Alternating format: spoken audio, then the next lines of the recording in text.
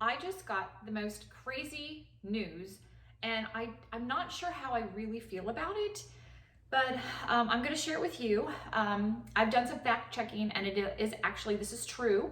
I have checked my passport, my driver's license, and my birth certificate, and they all say the same thing, and that is, I'm turning 50.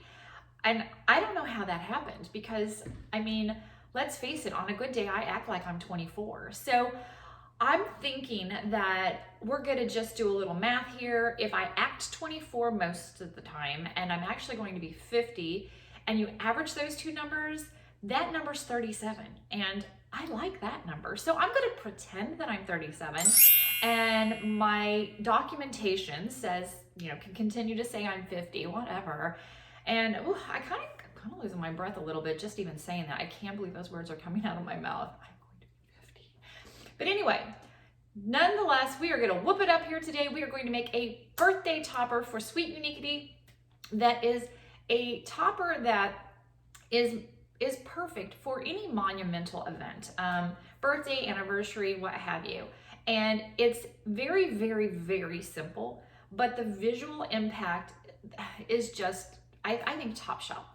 So anyway, so let's jump into today's project, and you all can help celebrate my 37th birthday with me.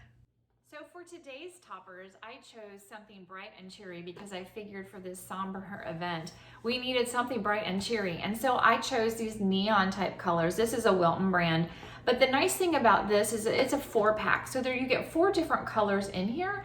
And, but just because there's only 4 colors in here doesn't mean that's what you're limited to, because one of my favorite things to do, and this works especially great if you forget to get, you know, a gel color that you need. But a lot of times, if you're going to stay in the same color palette, you can just take white fondant and really diffuse down the different shades to get different hues. So if you want to do an ombre look, you can do that, whatever. So if you see here, I have this brighter pink that I started with, and that's the color that came with the kit. Then I took some white fondant and added some of that pink to it, and I got this more medium tone pink. And then for the big 5-0, I have basically gone for like more of a baby pink, if you can see that. So I also did it with the green, and the green that came with this kit was actually very, very neon, way more neon than I wanted. So I added some white to it, and I wasn't really getting the color I wanted. It was a little too springy green. So I took the green that came with it, and I did use a little drop of this Americolor gel coloring.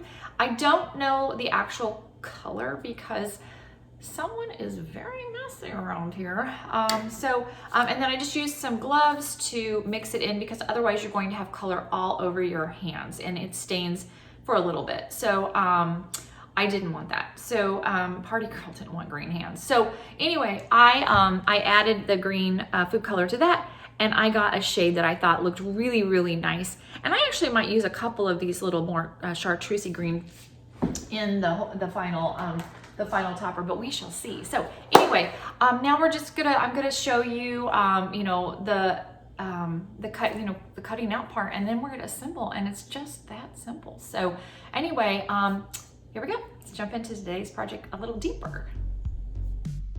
So using some CMC powder, I mix it into the fondant really well, I roll it out, and then I use the plaque cutter of my choice to give us the plaque. Then I take some plunger cutters and I make different sizes of little flowers.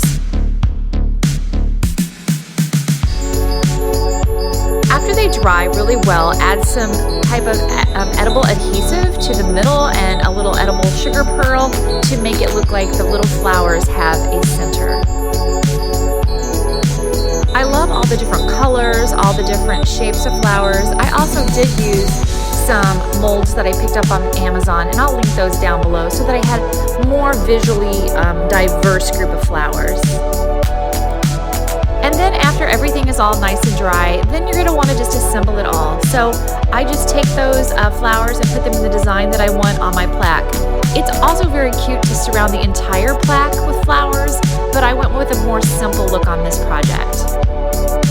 I had the idea to take a little disc and let them dry with a circle in the middle extra little flowers to decorate the base so that we would have a decorative candle holder. And I think they turned out so perfect. So here are the finished products. And as the birthday girl, I am very pleased and would be so excited to receive these on my 50th birthday. So I hope you will subscribe to my channel. I would love it if you would comment down below.